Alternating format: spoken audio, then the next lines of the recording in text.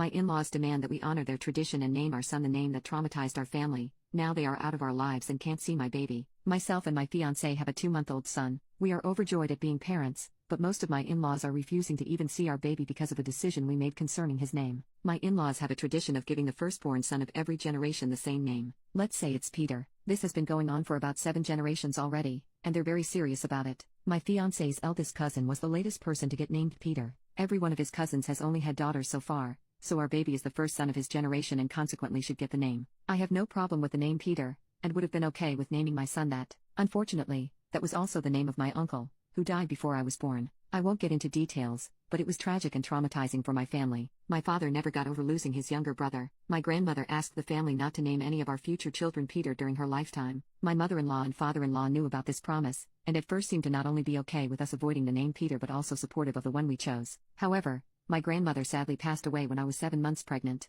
We traveled for her funeral. On our last days there, my in-laws called to offer me their condolences. Then my mother-in-law asked me if I was willing to think about the name Peter now. Suddenly, they were insistent that the name we chose was awful and we had to honor their tradition. According to them, they had only agreed to make an exception for us for my grandmother's sake and had no obligation to keep it now that she had passed. My family agrees that while it's true we don't have to avoid the name anymore, it still doesn't feel right to use it. My fiancé agrees with me as well, but his parents spent the last weeks of my pregnancy trying to convince us to change our minds about the name. When our baby was born and we named him what we wanted, my in-laws were furious that we had broken a 7-generation-old family tradition. Some of them hadn't previously wanted to name their sons Peter, but did it anyway for the family's sake. They said our decision was selfish, and that my family should have moved on by now. This has truly nothing to do with whether my family has moved on or not. It just felt like a betrayal to my grandmother and uncle's memories to even consider using the name. My father-in-law offered us $1,000 to change our son's name to Peter after he was born. That was 2 months ago, and neither of my fiancé's parents had met the baby or seen us since I was pregnant.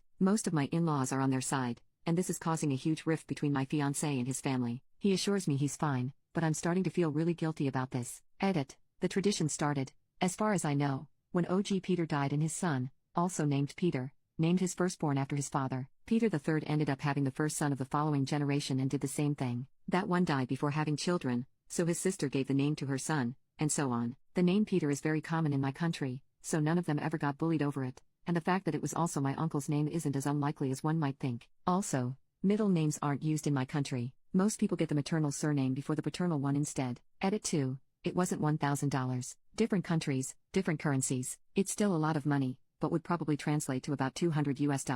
Update post. A bit over 1 month later, about a week after my post, my fiancé's parents contacted us. They apologized for their behavior and begged me to meet my son. They said they were ready to leave the naming debacle behind and truly wanted to be involved in their grandson's life. We were skeptical but invited them over to meet the baby. The visit went well. They began coming over almost every day during the next 3 weeks. I noticed neither of them ever called my son by his name, but I didn't point it out. For the first time in months, things seemed good between my fiancé and his parents. One day, my fiancé was helping my father-in-law with something at our place, so my mother-in-law and I went to the park with my baby. Sometime later, I had to go to the bathroom, so I left him in the stroller with her. When I got back, she was sitting on a park bench, chatting with a woman who was cooing over my son. I went over there and introduced myself as, son's name S mom, and she said, I thought his name was Peter. I didn't say a word, and neither did my mother-in-law. She followed me to the car and we went back to my apartment. On the way there, I texted my fiancé about what had happened. The moment we got there, he kicked both his parents out of our place. He'd read my texts and confronted his father.